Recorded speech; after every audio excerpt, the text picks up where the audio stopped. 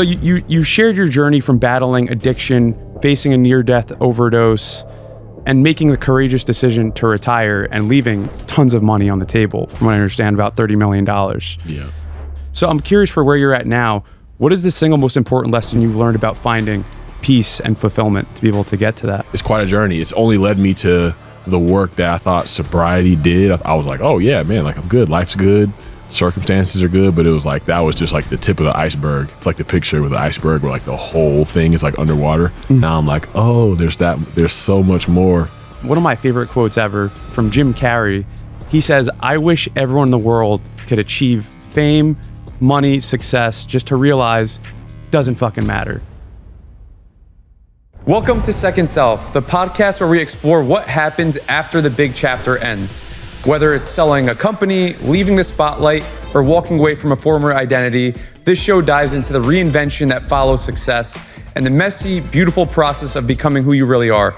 Each week, I sit down with founders, creators, artists, athletes, and visionaries to unpack the emotional, psychological, and spiritual side of transformation. If this episode resonates, please do me a favor, like, comment, subscribe, and if you know someone going through their own reinvention, please share this with them. Welcome back to the Second Self podcast. Our guest today, Darren Waller, epitomizes the concept of second self. So I'm really excited to unpack a lot of the different themes that we'll discuss, like battling adversity, addiction, life transitions, and more. Welcome to the podcast, Darren. Thanks for having me, man. I love the name, love the idea. So it definitely fits where I'm at. Yeah, no, I mean, as I was even thinking about the podcast, you were one of the first people that came to mind. You have such a powerful story with, especially, not only, a lot of athletes and entrepreneurs lose identity, but for you've had numerous life transitions even beyond that, and it's still going through right now. It sounds like. Yeah, I feel like I'm on like my fourth self. Yeah. Down there. It's kind of crazy to think that, because like I'm 32 years old, and sometimes I feel like I've had more life experience than people will have in like 100 years. And just like the intensity of life and all the highs and the lows, it's just like, how do I still have 60 years left? Sometimes I think that I can very much relate to that. I'm turning 32 tomorrow. And it keeps life exciting though. Yeah.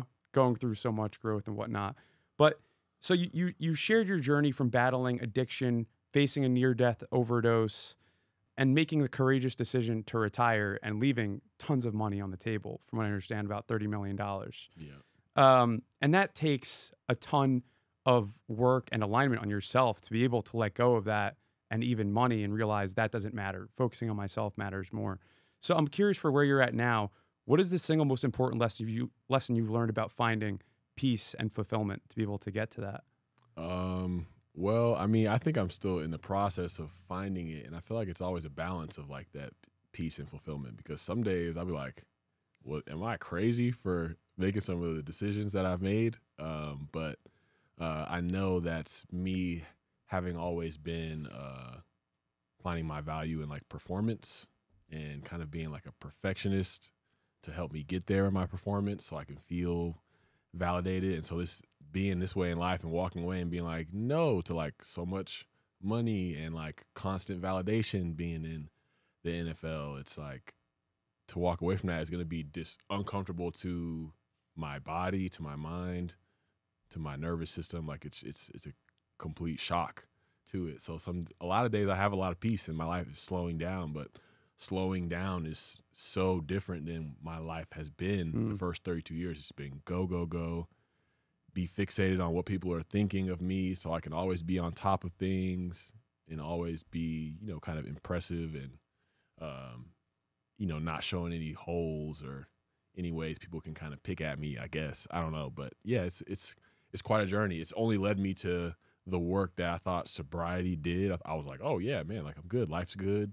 Circumstances are good, but it was like that was just like the tip of the iceberg. It's like the picture with the iceberg where like the whole thing is like underwater. Mm-hmm. Now I'm like, oh, there's so much more for me to be working on, and that's what it's been. So it's been a grieving process, grieving what my life has been like, what I thought I had to be, how I had to survive, I guess, and just kind of walking into a lot of uncertainty. So Sometimes it's, I don't know what's going on. Maybe I was tripping, but a lot of times like I get these like small little like tailwinds that just tell me like keep going, like I'm going in the right direction. I don't know where I'm going, but I feel like I'm going where I need to be going. Love that. And I can relate a lot to that in a lot of the things you said. And something that I constantly try to remind myself is finding compassion for yourself, because you constantly feel those pulls. Oh, did I make the right decision? Am I crazy? I let go of all this money.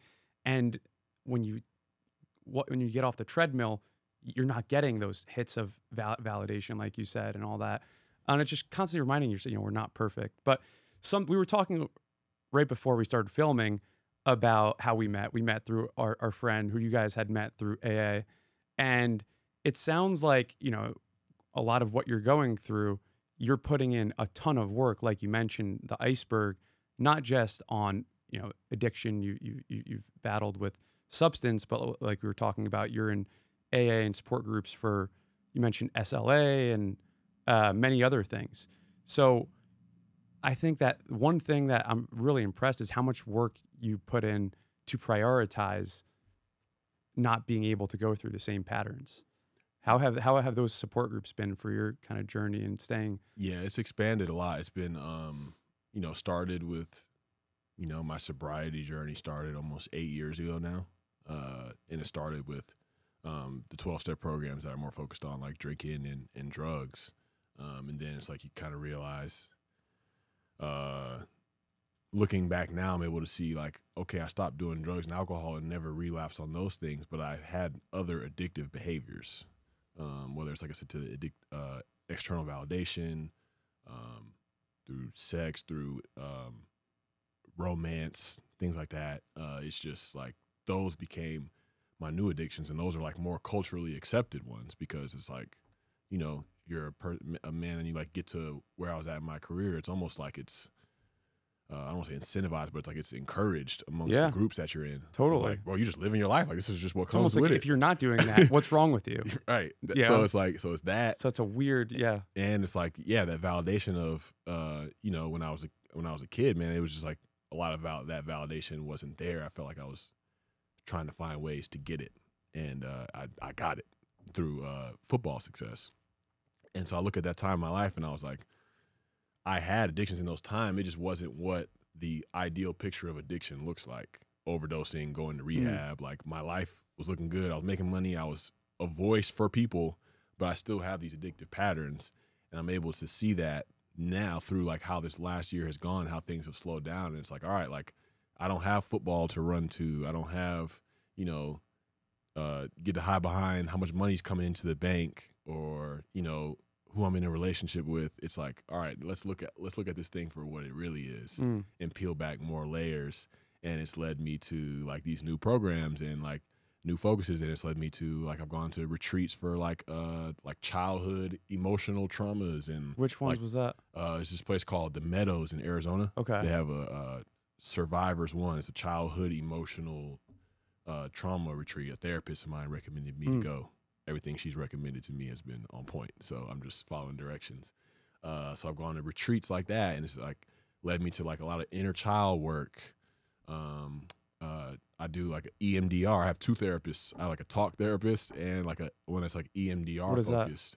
That? EMDR is like the main modality that helps with trauma. Okay. So mainly you think like people that go to like are in war and like physical traumas. Like, it helps with going back into those memories and rewiring them. There's some kind of mechanism going on with the treatment that in your brain that's balancing it out. It allows you to change the relationships that you have with the traumas. I will let a medical professional explain it better than I could.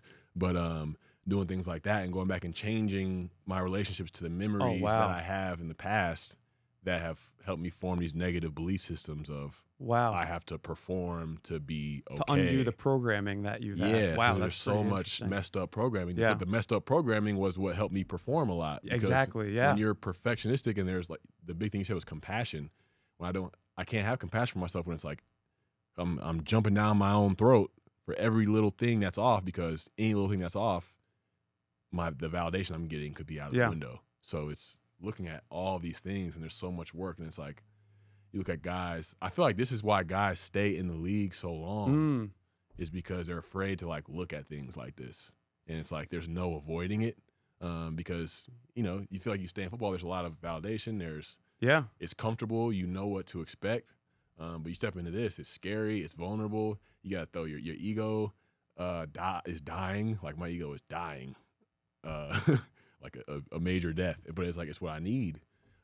There's no reason for me to continue to go through life and be in pain and think like I have to perform and all this stuff. Like I'm out of that world now. Like people have moved on. There's somebody else wearing my number on all the teams that I played for. Like life goes on. Like I got to be able to take care of myself and then show up how I want to show up as I go into these next stages of my life, because that was just a chapter. Yeah, that's powerful. And I'm not a football player. My background is entrepreneur, but it's the same exact thing. And that's why even for the concept of the podcast, I wanted to get people in different walks of life, because I find it's extra powerful when people are all saying the same things.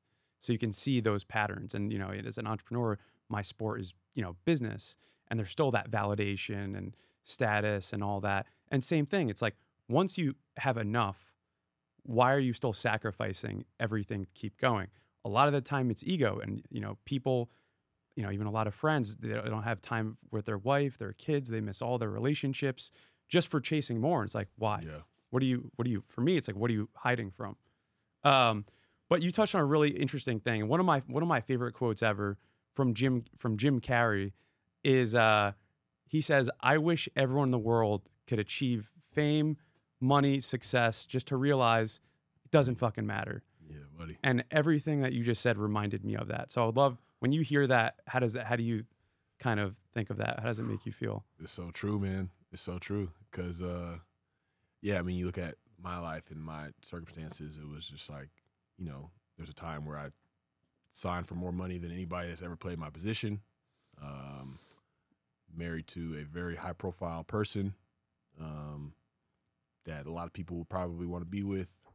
I feel like I'm a positive voice in the community. I got like music things happening, and it's still like that pit is still there. That void is still there, and it's like you said that a lot of times addiction can be defined as like the disease of more. Like I just need more. Like whatever it is, I need more of it. There's a lack of like contentment. There's like a restlessness. Like you're just not.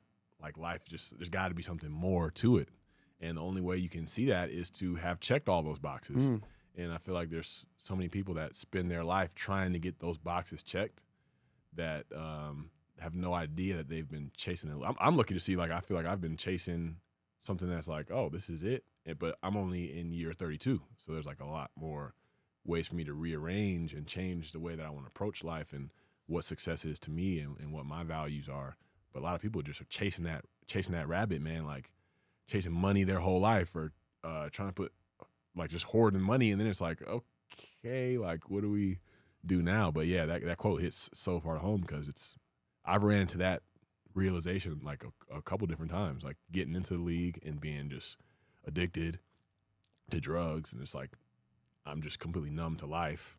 And then, getting back into the league and getting to the Raiders and having my career take off, getting there, and it's like, okay, like things are taking off, like things are great, it's performing, there's a lot of cool things happening, but I'm still like, that void is still there. It's still like, all right, these highs last only for a little bit and they wear off. So,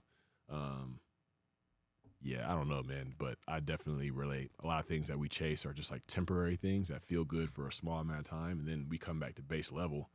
And then it's all a matter of what's going on in our spirits. What do we really deeply want? Because we don't deeply want money. We want like security and to feel safe and to feel like we matter. And we try to put those into the material things or the accomplishments we can get. And it's like, it doesn't work that way. Yeah. And, especially for you, like you said, you had achieved all those things in life to the highest degree. And we're able to, one of the few people that's able to see, like, it still isn't enough. Was there an inflection point for you it sounds like you said there was a few different moments, but was there like a specific moment that made you step back and realize like, shit, I really need to realign myself. I need to do something differently because I have it all and still don't have that motivation. I found that other really interesting thing, at least for me, is that the more kind of self-work I've done, the chip on my shoulder, like you said, that drove me for so long is not there. And my former why, which for me was money, just goes away.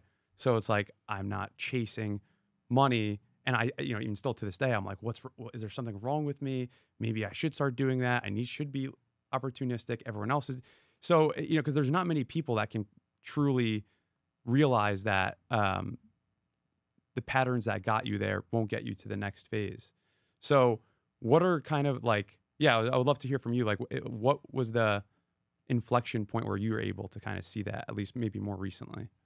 The most recent one was 2023 season. I was playing for the Giants, and I was out at the time dealing with like a hamstring injury, and I went and shot a music video on our off day, and when I got back that night, I felt like a fever coming on, and I thought I had COVID again. I had COVID twice, and COVID took me out a couple times.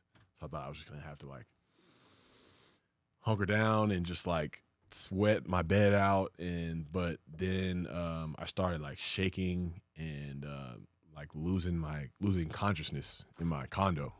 Losing consciousness? Yeah, like holy shit. I was like watching this podcast, and all of a sudden I just felt myself starting to like nod on the couch, and I was just like, I don't know what's going on. And then it just got worse, and I had to call 911. I thought I was clearly telling them my address, but they were like, "Sir, we don't understand what you're saying," because I was like nodding in and out on the phone. And I finally got my address to them, and then I was just like, I was trying to stay alive until the paramedics showed up. Holy shit. Even I've heard COVID stories. I haven't heard of anything. So I got to like, and I'm like losing consciousness. So I get up out of the bed. This shit is like a movie. I stumble to like my bedroom door, open my bedroom door, and I go to the front door and put a shoe in the front door so like they don't have to kick the door in. And I cut all the lights on, and I sit on my couch, and I just start breathing. And on my inhales and exhales, I'm like, in between, I'm yelling like, "Help!" Hopefully, I'll wake my neighbors up. And I'm like, this is where I'm gonna die on this couch. Holy shit! And I lack enthusiasm, to put it lightly, to show up to work every day, and I still go do my job and do what I have to do. This marriage is deteriorating. I'm just like nothing in this is not the life that I wanted. It's here I am again at this point of boxes are checked, everything externally looks great, but it's like not only do I feel unfulfilled, my body is warning me in a major way, wake the fuck up. And then I like, it felt like I lost like consciousness and was like done. Like I'm accepting the fact that I'm dying. And it was like a paramedic like scooped me up and had an oxygen mask on me. It was a paramedic and a cop.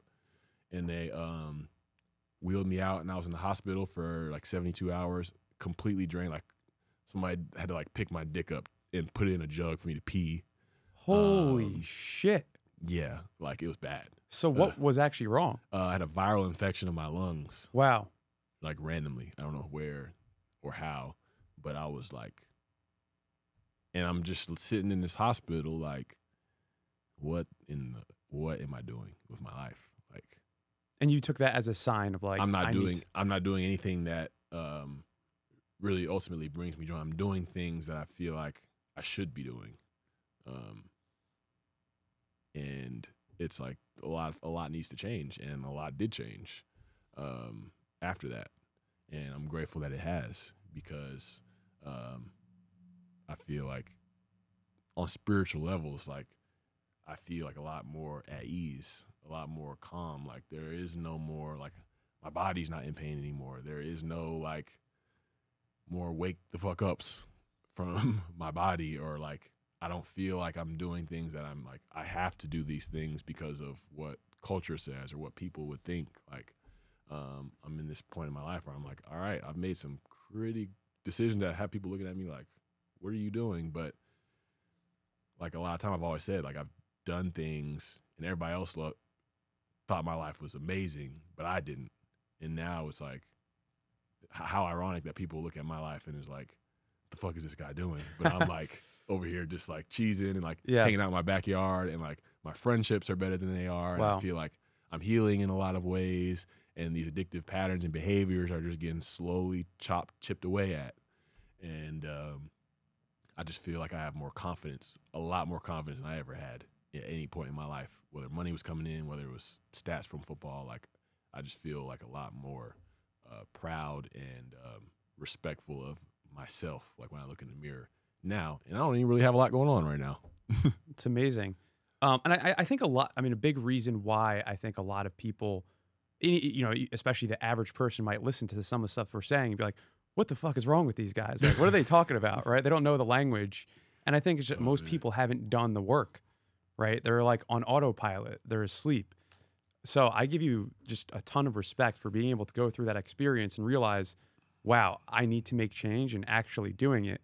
When you have people relying on you, fans looking at you, the press, this, that, and not understanding and putting yourself first. That's like I imagine how empowering that must be. Right. And that's where I imagine a lot of the respect and all that comes in. So you had, like I said, you've had it all on paper. You've accomplished so much. What does your why now look like in terms of what keeps you going? Like we mentioned before, especially the chip on the shoulder, chasing validation. And when you lose all that, like what is your why now? I feel like it's allowing myself to not have a really concrete one right now. It's like it's in the process of being built, I would say. I think it definitely involves investing into the relationships I have in my life and investing in people wherever I can, whether that's sharing my story and speaking, whether it's through a foundation, whether it's through music. It's just like sharing, using my voice in different ways to impact people, because I feel like the range of experiences that I've been through is like there's not a lot of people that I feel like everybody can relate to people in ways that nobody else can. And for me, it's like you look at the whole picture, man. It's like I could relate to anybody from any group, from any neighborhood, from any background. Like, so it's just a matter of like using that voice and allowing people to feel seen, heard, and understood. That's what I wanted for so long. And so if it's writing a book, if it's coming and being on podcasts like this, it's just like any opportunity that I have to use my voice, use any gifts that I have, that's what I'm doing. And I feel like it'll gain more detail and more like precision as time goes along. But for right now, it's like I often sit around and I'm like, man, what if like this season of my life was designed for me to be like, you don't have to do anything else. Like you've done all the doing. Like what if you just like healed and like broke family cycles and like broke these generational things that have been going on and changed the course of your family and like became like the healthiest partner and the healthiest father you could be. Like what if you didn't have to do anything else but that? Like there'll be plans that come up and things that you can invest your time in, and you know, like if you make some money, great, sure, but like continue to leave your mark on the world, and everywhere that you go there's like people are encouraged or uplifted or just, you know, seen and felt like, man, that guy like was here, he was present, you know. So it's just like I feel like that's more of my purpose. The specific activities will reveal more of themselves. Like I feel like I'm looking at a lot of people and like to look at people that have gone through transitions, and it's like, well, they've made it, they found something different, they're okay. Like it's okay for me not to know what those details look like right now, but what I can control is becoming a more healed person, not harming other people any longer, and yeah, just being kind, being tolerant of people, trying to understand them, show up for them any way that I can, and then I'll feel better about myself. That's amazing. I'm definitely still going through that exact thing right now, which is like being okay with the uncertainty. It's very hard for me because I'm someone that also myself, I'm on my own journey, like to be in control and just not knowing not knowing the path I'm going to lead and being okay with that, it's hard. It's fucking hard. But you mentioned you're still trying to figure out, I know even past podcasts, who Darren Waller is. And, we're talking about the second self now. We can touch a little bit on how you got here and go back to the beginning. And you described yourself as a very sensitive young man who felt a lot of disease inside and those early feelings of not being enough and needing to overcompensate. How did football initially fill those voids for that? Yeah, I mean, I feel like I was like almost like too smart for my own good as a kid. There's like stories of my parents would say they're like the coaches would tell us to run certain plays, and I'm like playing quarterback. I'm like 6 and 7, and I'm like, nah, coach, we can't run it that way because the way that their defense is set up, the way the box is set up, there's too many people over there. We need to run it this way, and I would just like change stuff, and it would work. And so it's like noticing like the instincts and the feel that I have for the game, and like I grew up in the South, like football is like religion here. This is my ticket. Like this is the way like people will see me as like because like I was nerdy as a kid. Like I said, I was sensitive and just like shy and awkward. And I had big ears and big feet, so I was just like just wasn't really looking the part, and I was dying to find a way to look the part, because looking the part is everything. A lot in this world, like so many people, like we live at the surface and we prioritize surface level things, especially in fucking middle school, in elementary school. So I enjoyed football a lot as a kid, probably up until like I got to high school, and then once I got to high school, it was like the joy started to get drowned out by the pressure I was putting on myself to be somebody in it, or be something that like people would be like, oh man, like they want to be around me or be like proud of me or like give me that thumbs up. And so there was a long stretch of from there, probably through my first couple years in the league, that football was just like, I'll have these little moments of joy, these little highs in it, but it wasn't like a consistent joy and like I did when I was a kid. But yeah, when I was a kid, man, football was a good escape, man. Playing any sport outside with the homies that I had growing up in our cul-de-sac that we were in, we played all activities. So it was like football. I played football as a kid, baseball, basketball, tennis. Just playing sports was a lot of fun. It was a lot of joy, and I felt like I was different than a lot of people, and I felt like I was good, but I never thought I was like, I'm going to the league or I'm going to be like one of the best people in the best league in the world type of thing. I never really had that kind of thought process. I was just like, I feel like I know what I'm doing out here. Even in college? Nah. Really? I had like 6. I had Division I football offers. I only had like 6 offers though. It was all like small Division I schools. And then I ended up I got an offer from Georgia Tech. So I went to Georgia Tech and I was like, oh, at least I'll get my school paid for. And then toward the end of my college career, I was like, and then people were like, oh, you could go to the league. Like it's possible. Like you're getting better and improving, and like your potential and body type and all that stuff. And I was like, okay. But it's like, it kind of just spoke to like not really having that much confidence. Yeah. So it was just like, in kind of a way, it kind of helped me, because I was just always like trying to create room for myself wherever I was. Like in high school, I started playing on varsity late. They needed a random player to play safety. I'd never played safety before. I was like, shit, all right, I'll play safety. And then they changed my position to offense in college, and I'm like, all right, like I'm just gonna. I imagine your height in high school playing safety. That's a big safety. I was just a beanpole out there, man. Yeah. but yeah, it was just like I was so focused on like, I'm not that highly rated. Like people aren't just like, Darren Waller's here. Like everything's good. Like no, I had to like scratch and claw for every opportunity. And I feel like being in that mindset, just like from high school through college to being drafted toward the end of the draft and being a special teams player my first couple of years in the league and changing positions, it's just like I'm just so focused on like, fuck, I just gotta like create room for myself, because these people are probably like boxing me out. I'm not looking at it like, oh, they hating on me. It's just like, it's looking at the facts of the situation. Like they have other people that they think are better than me at these positions. I got to create room for myself if I'm going to have a job or a spot.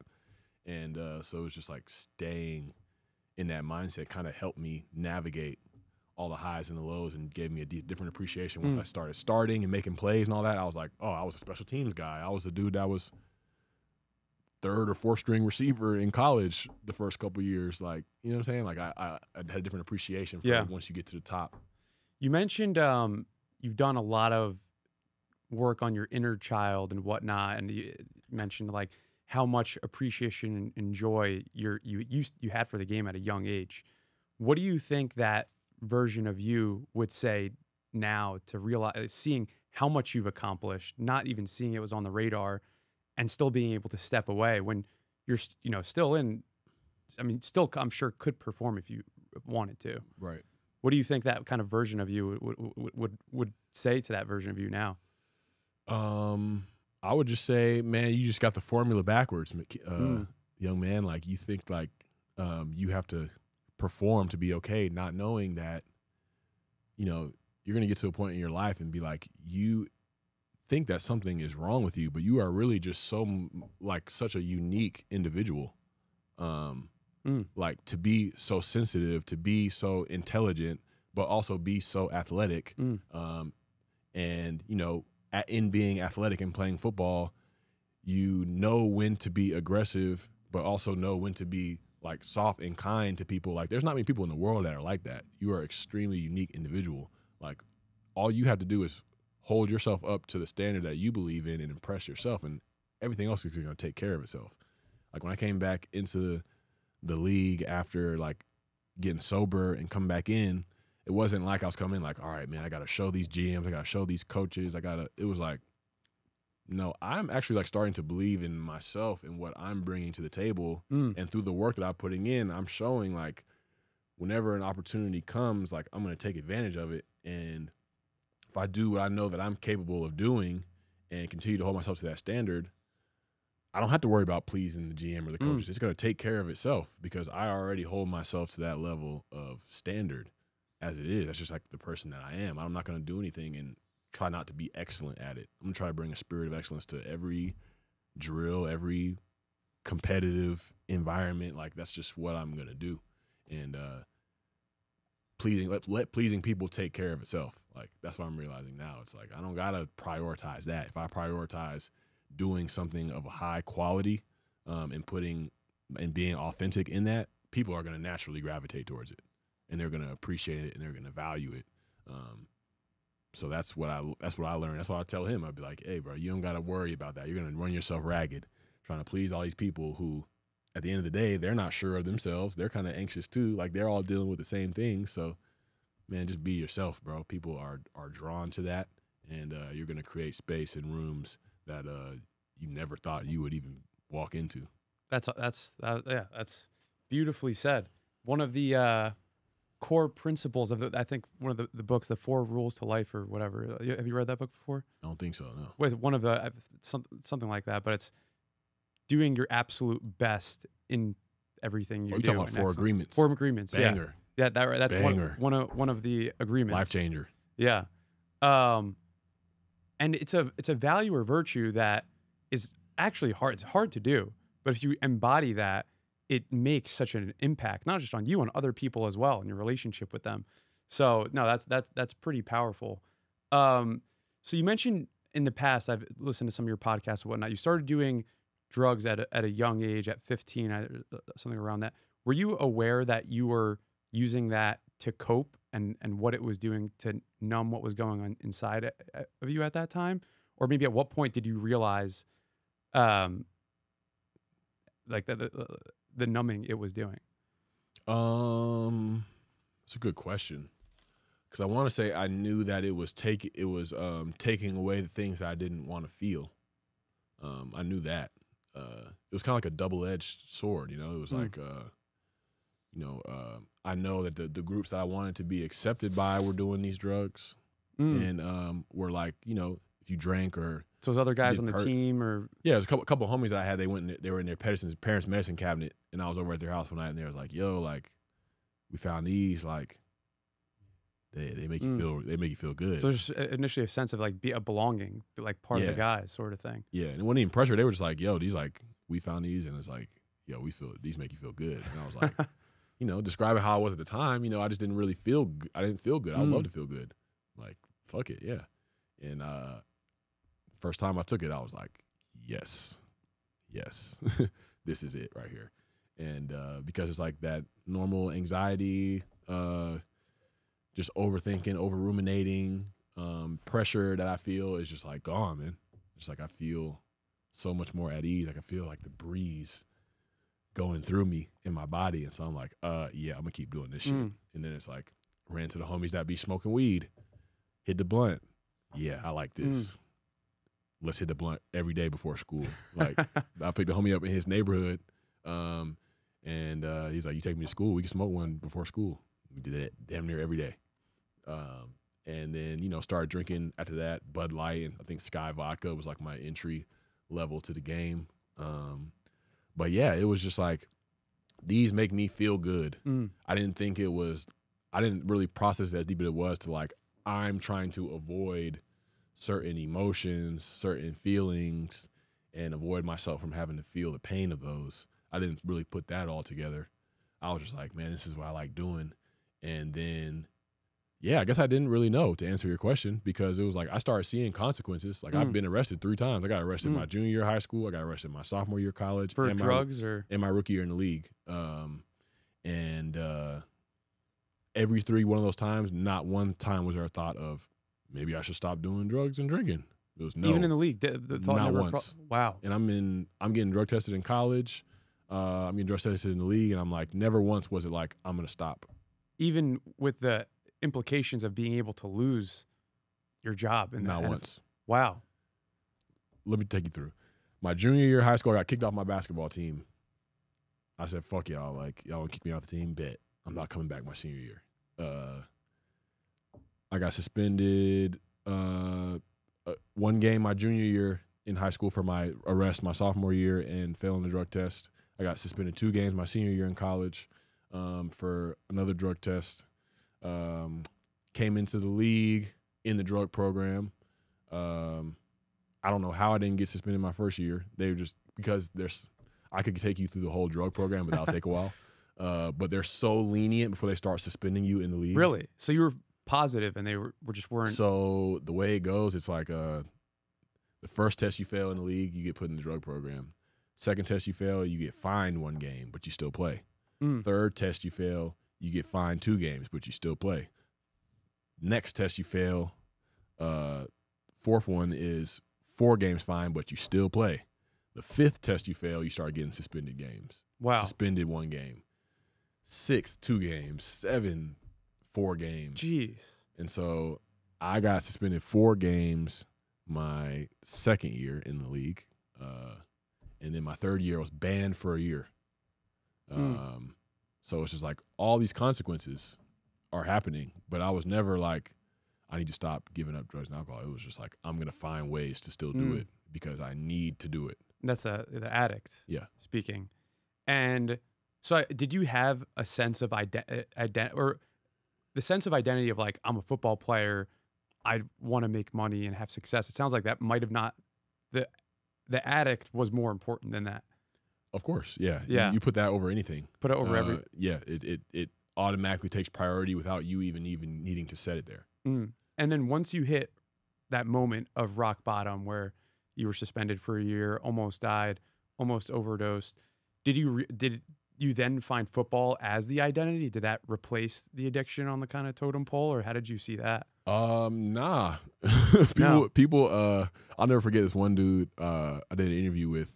He wrote an article and he said like, football saved Darren Waller's life. And I was like, I don't know where the fuck he got this, because I didn't even want to go back and play. Really? I didn't want to go back because it was just, it's so stressful. It's so much. Yeah. It's just like, bro, I'm good. Wow. Like, I went to rehab and I'm like, I'm just trying to get my life together and start new. Like, that's why I went and worked at Sprouts, bro. I was not worried about the league at that time. People were like, man, you worked at Sprouts? That's so humble. I was like, bro, I'm just trying to get back on my feet. Like, I wasn't trying to play football. But my one of my homies, my trainer, his name was Quay. He was on me. I known him since I was 5 years old. He was like, bro, we got to get back in the lab. We got to start training again. You still can do this. Like, you still can make something of yourself in the league. And I was like, bro, no. I went to a couple workouts and just like, was dead tired early in the beginning. I hurt myself. I think I tore my meniscus in my knee when I was suspended trying to get back into training. And I was like, you know what, I'm done. Kept working at Sprouts. And then he was like, nah, we got to keep rolling. And then he was just wearing on me, and I was like, fine. And then I started to notice the change in myself through playing football. Like through the training I was doing to get back in the league, it was like we were doing drills, and we would take the drills to the routes and take the routes. Just like we're just building these small pieces of my game up over time. And I started to fall in love with just the process of building and just like having a relationship with the present moment, not being like, oh man, when I get back to the league, it's just like, no, like this drill, these steps, bringing intentionality into everything. And then it's like, if you do that to every moment, by the time you get down there, you are an intentional being, bringing intention and purpose to everything that you do. Of course, I'm going to be successful in the league if you put that with the talent that I had. So it was more so I fell in love with the process of seeing myself improve and seeing myself actualize my potential more than it was like, man, I just love football. It was just like, I felt like that's where where Spirit was pushing me back in to see like, you know, there's greatness in you, and I'm going to prove it to you in this field. So now that when you go into the rest of your life, you can go feeling affirmed and knowing that I put my mind to something nobody ever thought I would do what I would do in this field. So who's to say I can't do something meaningful or impactful in another area? Yeah, I can definitely relate a lot with that. And what I'm finding now is giving yourself the space to put myself on something that I'm working towards a goal, so that I'm working on the journey again. It's what the kind of the idea behind this podcast even is. Yeah. And just like you know, being able to impact others through, you know, my own experiences, their guests or whatnot, gives me fulfillment. And we mentioned right before we started filming that you're now doing High Rocks. Was it you said next week? Yeah, next Saturday the 31st. Was that something that you were intentional about, where you realized like, wow, I really loved the process of training, working towards the goal of being back to the NFL? Was that what was top of mind for you, as like your why behind that? I really got bamboozled. Oh, I'm yeah? not gonna lie to you. I have a lot of good friends in Vegas. Okay. That have done multiple High Rockses. And I saw that. I was like, I'm not doing that. That looks nuts.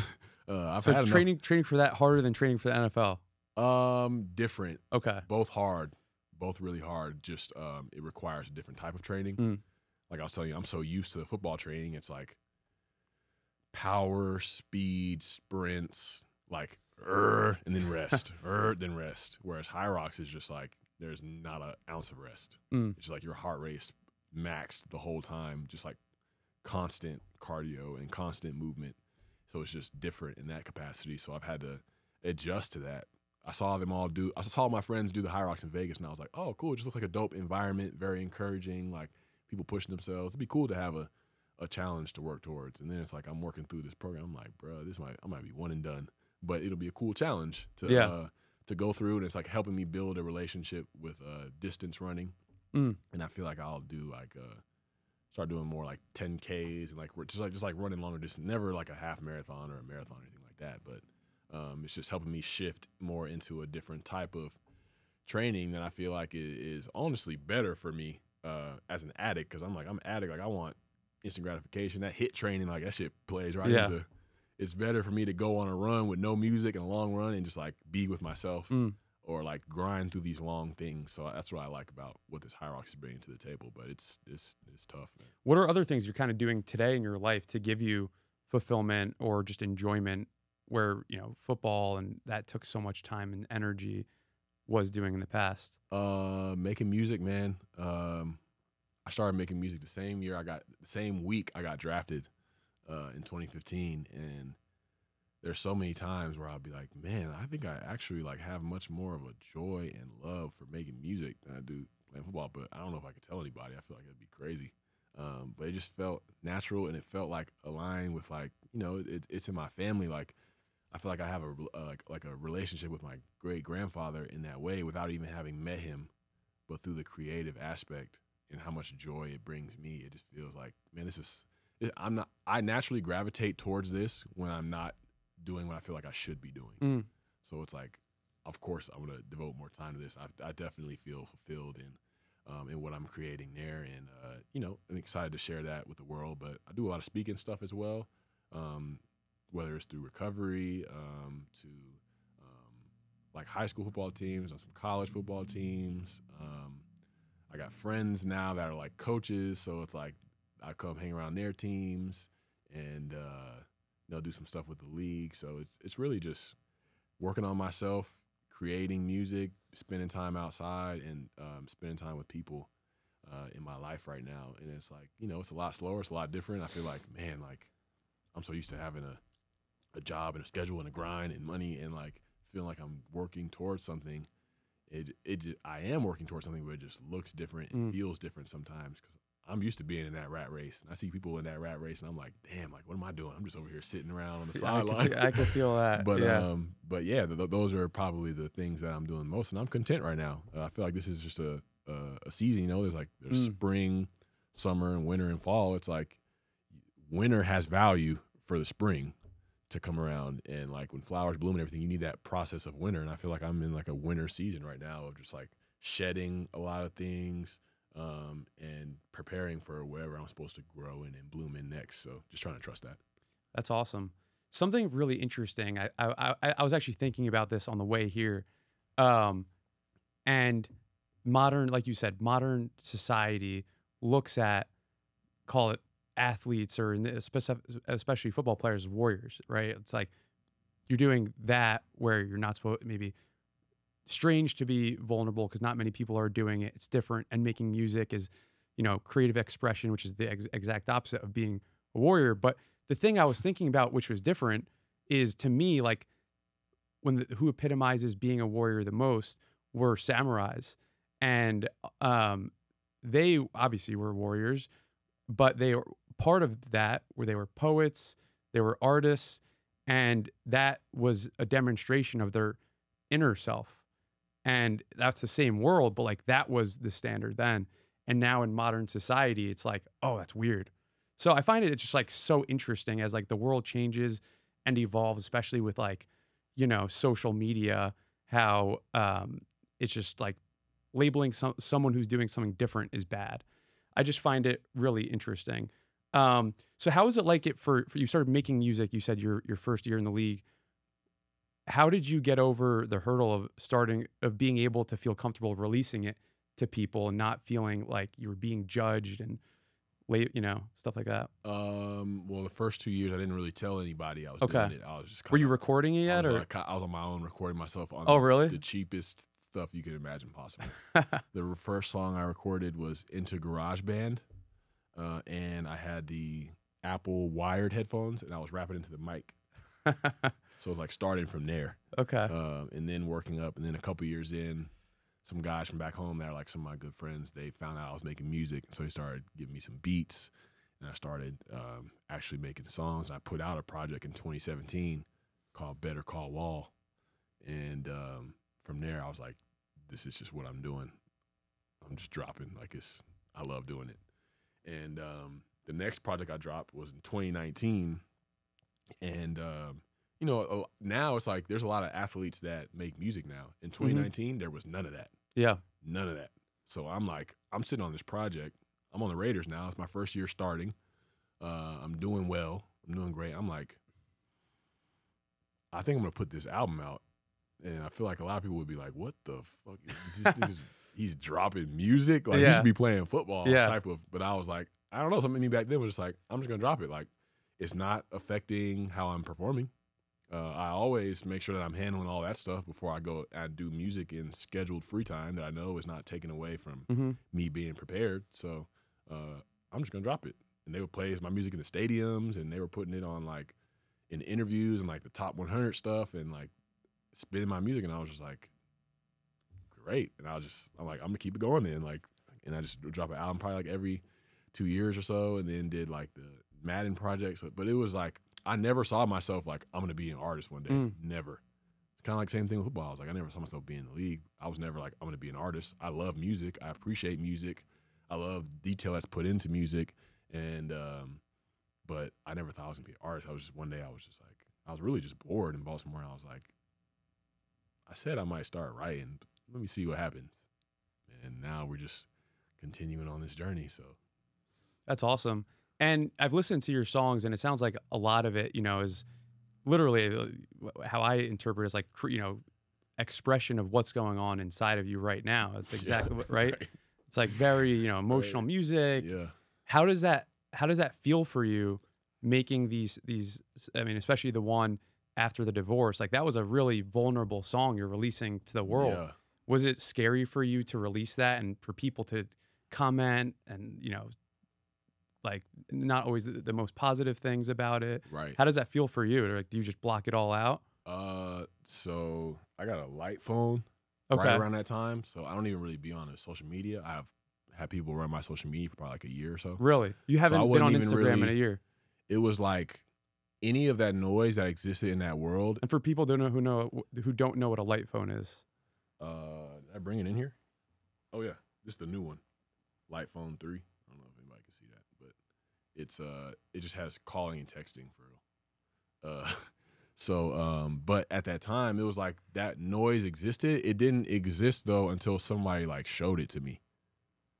So like it's giving me like a new perception of the world. It's like you weren't even looking. This whole world exists. I was just dropping it and putting it out into the world. Wow. I didn't even really give it the context of what the song really meant behind me writing it. People was like, yo, like I remember I went to this dude, he's like, yo, you put out a diss track? I was like, no, I'm not really into diss tracks. But I realized I was like, because that song, I was writing it from the perspective of a woman like that I've been in a relationship with, because it's been like the same patterns over my life. And it was like, if they wrote me a song, what would that song be?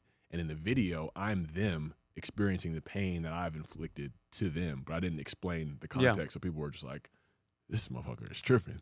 But I didn't even the noise didn't even really exist to me. I was like, oh, people have a lot of reactions. Like, great. It's like, that's a song that I put out, and like we keeping it moving, bro. We got bops coming. We got you know, good vibes coming, positive songs coming. We got all different kinds. Like there's so many different versions of me that create songs. That was just one. And I feel like that song was pivotal for me, because before that, if you go back to my catalog, there wasn't really like emotional love related songs, but that going through that experience opened so much in me. So now it's like, I feel like the next ones, that the songs that you're hearing of me now talking about like love and experiences and relationships, like are going to be so much better.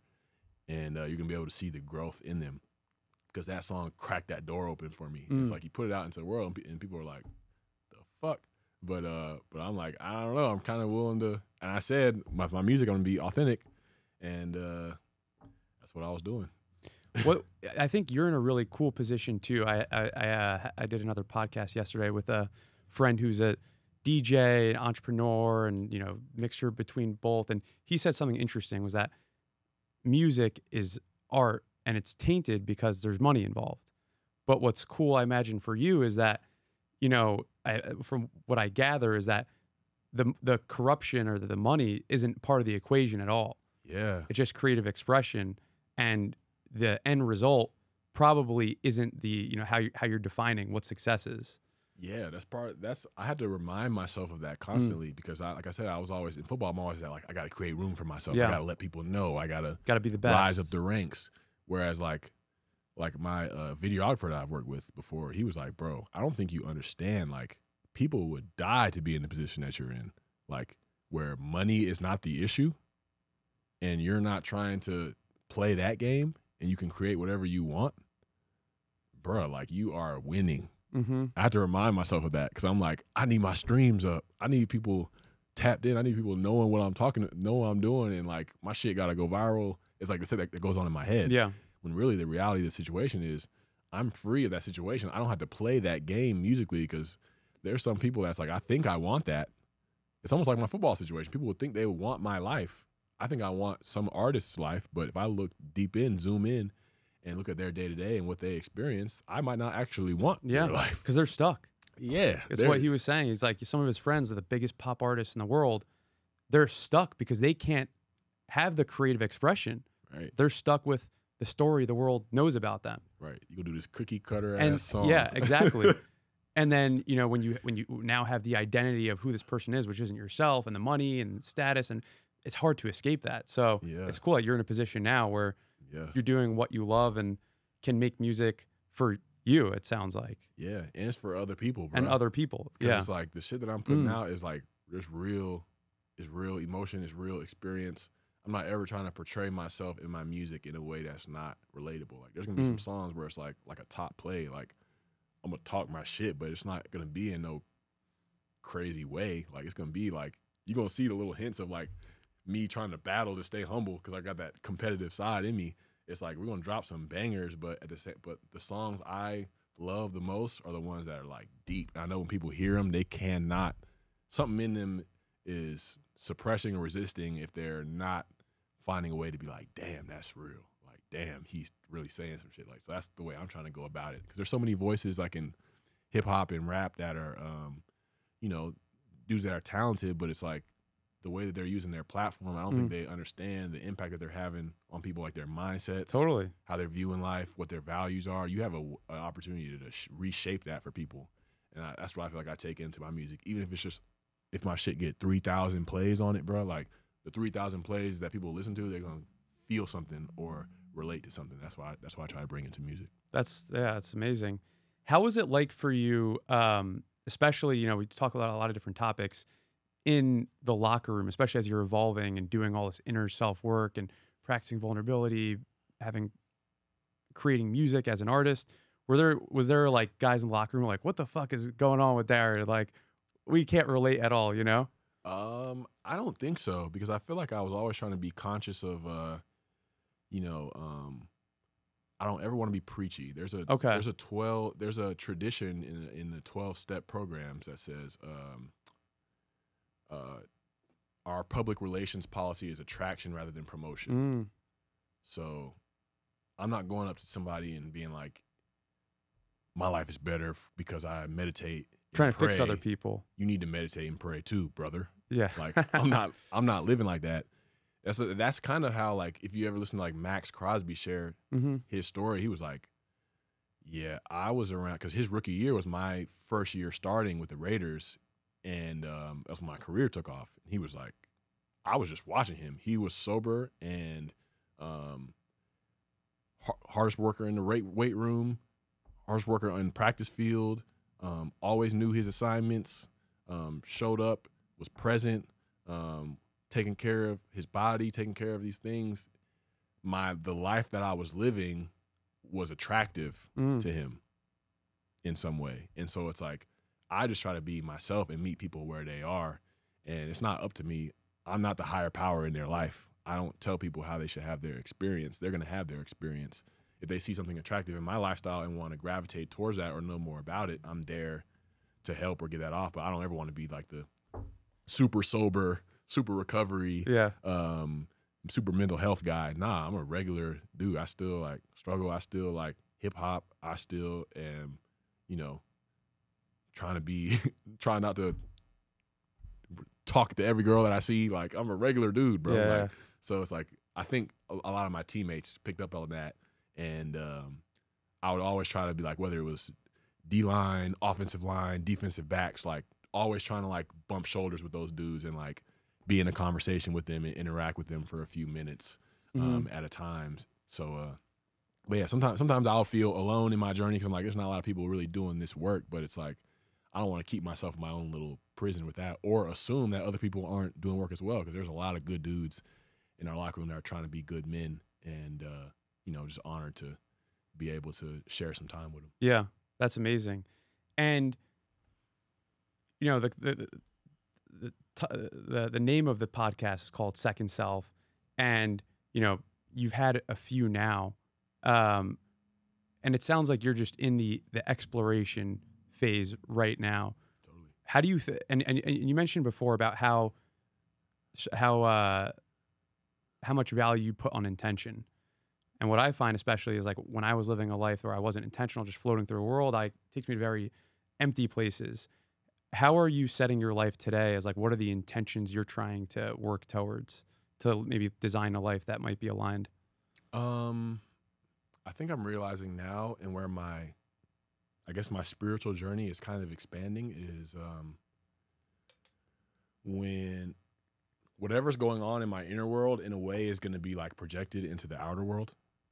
If there's a lack of worthiness or internal validation that's going on inside of me, I'm going to create that in some way in my life to where it's like I'm going to sabotage my relationships, or I'm going to, you know, it's going to show up that way. And so for me, it's like, what are all the ways to which I can have a healed and a whole person on the inside? Because that's only going to make my relationships better. It's only going to make the quality of music that I make better when I go speak places and people are investing in me to influence or impact people that work in their organization or are in their community. Like, I'm going to have a much more full message. So it's like realizing like it all starts with me. Like, one of my favorite quotes, I think it's still in my Instagram bio, but it's Socrates, let him that will move the world first move himself. And like how I'm leading me, I don't need to start outside in with anything, whether it's validation, whatever. It's like starting with me, making sure that I'm healed, I'm whole, I'm not manipulating people, I'm not trying to manipulate the world. I'm focused on what I can give, because when I give, I can get something in return. So I want to make sure I'm giving something quality by the way that I take care of myself, whether it's, because it's like that whole wellness thing is just like full picture. It's the physical part, making sure I'm challenging my body and making sure I'm strong and fit in that regard, and meditation and therapy on the emotional side of things, and spirit, like the spirituality, constantly trying to expand that, reading, all those different things add to my life, because I don't know at which turn I'm going to be able to have an opportunity to impact somebody. So when those intentions are built in and they're getting those reps every day, it's like, I don't got to be like, oh man, I got to bring intention to this thing. It's like, it's already being brought. Yeah. No, that's, I mean, you've clearly done a ton of work on these topics. I'm trying to work to get to a lot of that stuff right now. I saw or read somewhere that you've been celibate for 14 months now. Yeah. And I imagine it's crazy. Yeah. So, and you've alluded to it a few times, but you're addicted to external validation and love, and you know, obviously getting validation from women is like one of the highest things of that, at least for me. And it sounds like for you too. So what was the decision behind that, and how are you kind of being intentional around? Are you saving it for your next partnership or marriage, or how are you thinking about that? Yeah, it's a process, man. So it's I've only, so the correct fact is I've only had sex once in 14 months. Okay. I had, so I got divorced, and it clearly was like, this is time that needs to be spent developing intimacy with myself, not rushing into the next person, because that's the pattern that I've had my whole life. And so I had been in the, 12-step program that's focusing more on that stuff, and was in it for like the first 4 months, and then had a girl that was like a friend of mine come into town, and I was like, oh, we're just gonna kick it. Like, I'm not even really trying to do any of that. Yeah. Have sex. And then like we ended up having sex, and I was just like, I don't want to, that's not what I wanted to do. Like, there needs to be like a plan. There needs to be like, the process needs to be a lot more slower. Like, I don't need to be having women at my house in the first month of me getting to know. Like, there needs to just be something that gets me to slow this whole process down, to really connect with an individual, and not, my therapist calls it dopamine hunting with women. And it's like, you can Nothing feels better. Yeah. But it's like, there's not a connection or an intimacy that's being established. And did you feel bad afterwards? I did feel bad for a little bit, but it was almost like I was able to see in that moment now of like, this is actually a lesson. Like, I needed this experience for me to be able to value what the physical intimacy is even more, because I never had before. And so it's like, yeah, June 25th was the day I had sex in 2024. So I'm coming up on a year. But yeah, since whenever the last time I had sex in my marriage till now, I've had sex once. And yeah, it's really opened my eyes to a lot of things, especially the validation that we as men try to extract from our relationships with women. It's helped me see women in a lot more purer way, objectify them less. And I feel like only good can come from that. Yeah, and a lot of self-control too. Yeah. So everyone has And obviously, you've done an incredible amount of self-work. You have an incredible amount of self-awareness. I'm impressed. You know, I'm on my own journey, and everyone still has the inner battle that no one sees. What are you facing right now in that aspect? Man, that's a good question. It's a great question. On a spiritual level, I feel like the battle is, you throw addiction, all that stuff into the picture. Like a lot of times, I don't even think I know what's best for me. That's why I feel like I've started to form like a relationship like with a higher power in my life, because I've constantly been guided to where I needed to be and have acquired lessons and wisdom as I've gone. And like I feel like I'm being watched out for. Like I've been trying to drive this car off the cliff, but there's something that keeps pulling the car back into alignment on the street. And so on a spiritual level, it's like, and even like now, like I've been celibate, but I still like long for connection with a woman or like a romantic partner. So it's like looking at that from a spiritual level and kind of being like, yo, like God, like whoever, like I want this connection, but do I really want this connection for the right reasons?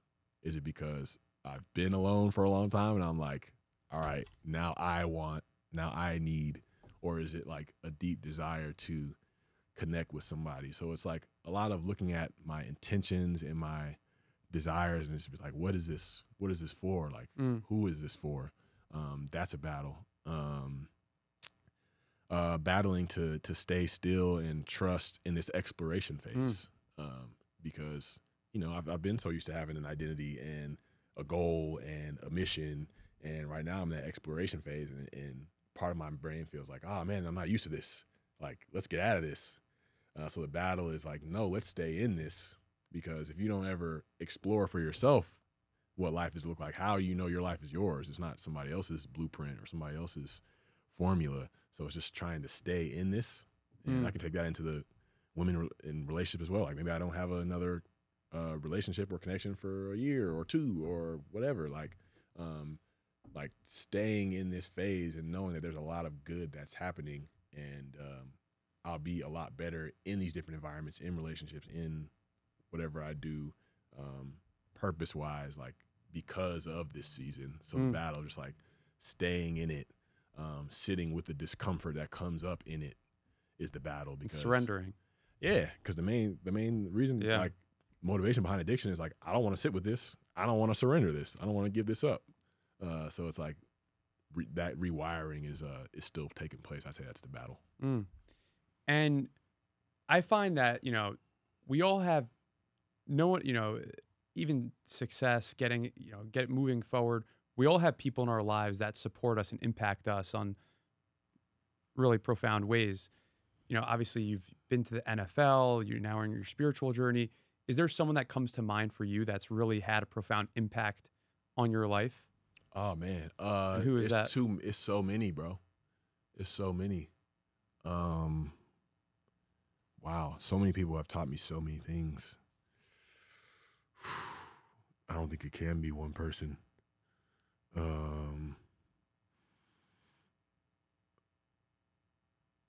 I mean, fuck. Yeah, it's too many people, bro. Because I've had, multiple sponsors. My parents have consistently been there and supported to the best of their ability, for sure.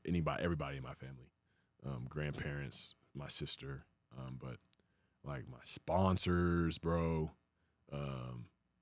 My first sponsor back like when I was in Georgia, first getting out of rehab, to my sponsor that's in Vegas, to sponsors I have in other programs now. I got 2 therapists, like the coaches that I've had, bro. It's just like fucking humanity, bro. Like there's so many people that I've been around that have taught me lessons that I've been blessed to be around them, and that I've taken from them, and there's a piece of them in me. And hopefully, from our time together, there's a piece of me in them that from their experience. But it's like picking out one person is so difficult, because there's so many friends, so many mentors, so many coaches, teammates that have poured into. And you're now paying it forward, right? You have your own foundation. Yeah. How has that been for you on, I know we talk a lot about purpose. I know you the tattoo of purpose. How has that been for you on a fulfillment level and being able to impact lives of the youth through your foundation and all the things that you've now learned? Yeah, it's pretty crazy, to be honest. Because, first of all, back then, nobody wanted to hear anything I had to say or thought I was making anything of a positive impact. I was making a negative impact more than anything.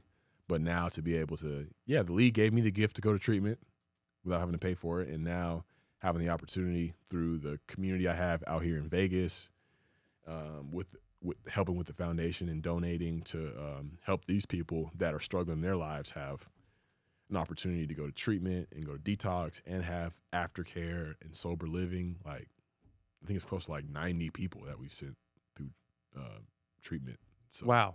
It's crazy to think like that level of impact has been made in this community. It's still kind of like surreal to me, but it's like, that's what I was like. It's happening. It's supposed to happen. It's supposed to go through me. It's not supposed to just be like, oh, I got sober, I'm the man, like, listen to what I have to say. It's like, no, like, how can other people's lives be enriched by my story and my platform, so where it's not just arrows are pointing to me, it's like it's flowing through me. Like, this is a river here. Like, it's incredible.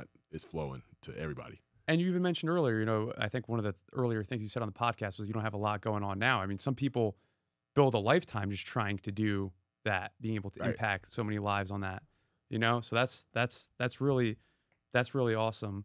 What would you say, and we're winding things down now, but what would be the greatest piece of advice you'd give to someone who feels like their identity is tied to something that they do, and struggling to find their second self? And you even mentioned, some athletes you see are just unable to retire because they're stuck on that treadmill. They might not even be aware of it.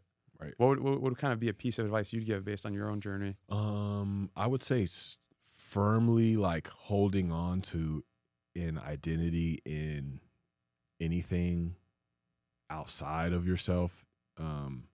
There's a reason why you're doing it. Like, there's a starting point. Like, there was a reason why you started to cling to basketball or lacrosse as your identity, because that made you feel safe. What was it that made you not feel safe is what you need to go back and start uncovering and looking at, because it's like, great, like, we can have all these successful metrics, and sure, it looks great on a resume and looks great on IG, you know what I'm saying? But it's like, when it comes to you feeling good about your life and detaching from that identity, it's like, what in my life made me feel like I needed that to be okay or be accepted or be valuable in society, because it's not true. Like, there's value just in you being who you are.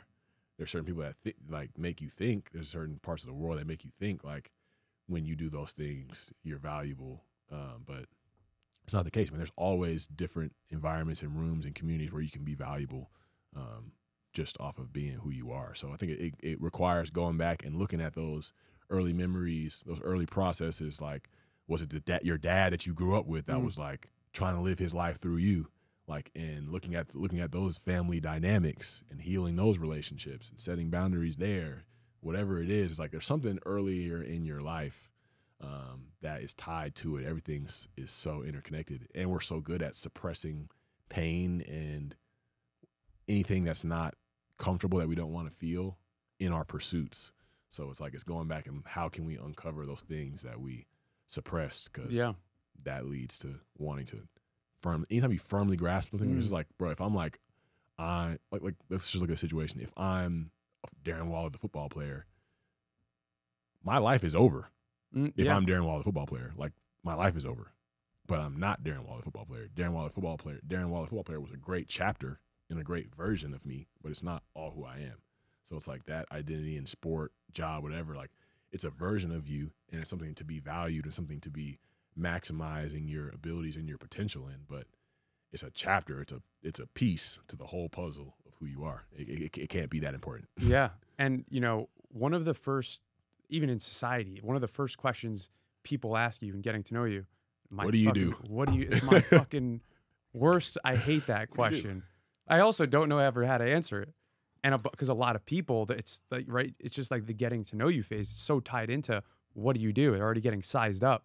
Now your relationship with that is getting sized up. And it's like, oh, fuck, what do I do? You know, even people ask you who might not know who Darren Waller is, like, what do you do? I'm unemployed, Jack. That's what is that your answer when you say it, right? I'll be like, I'm unemployed, or I'll be like, I'm just figuring it out right now. Like, yeah. It took me a little bit to and being like, okay with that. Yeah, it's okay for me to say, I don't know. And people look at you like you're crazy, right? And I'm like, because I still struggle with this. And what do I do? I'm like, because in my head, I'm already thinking, what do they think about me? What do they think if I'm saying it? Am I really this? You know, it's like it's wicked. But there's so much conditioning. So it's like, how can you even blame those people? That conditioning's been passed down and continue to be spread around. So it's like it's changing that. So that's your answer. I'm unemployed. I'm unemployed. I'm figuring it out. I'm in the exploration phase in my life right now. Love that. I've afforded through my hard work this opportunity for myself, and I want to see what I want my life to look like. Love that. Learning to hold, like, because a lot of times I'm like, oh man, they might be disappointed, or they might what are they thinking look at me about like, what are they thinking about this me? Big guy, what the fuck they think about? But the more reps you get at saying that and standing firm in that and standing tall when you say it and say it with a little confidence, like, you start to realize, like, I'm allowed to be in this season, and as a matter of fact, I'll be better for it. Love that. All right, well, wrapping it down now, but yeah, no, this was an incredible conversation. I'm definitely inspired with how passionate you are on the journey you're on and your music and everything. It's awesome to hear about, and how much work you've put into yourself, like, really shows even just through this conversation.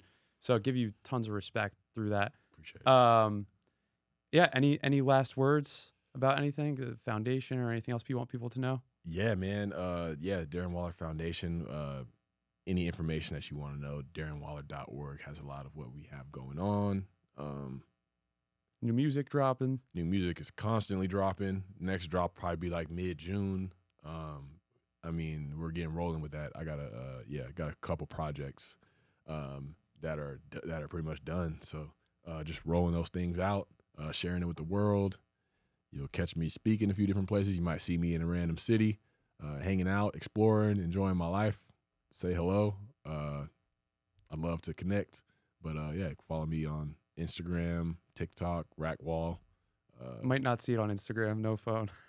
I mean, the team will. I may not see it, but I'm constantly in the process of making sure that it reflects me as much as possible. Yeah. But yeah, I'm around, and I'm trying to figure out life like everybody else is. Love that. Awesome. Well, until next time.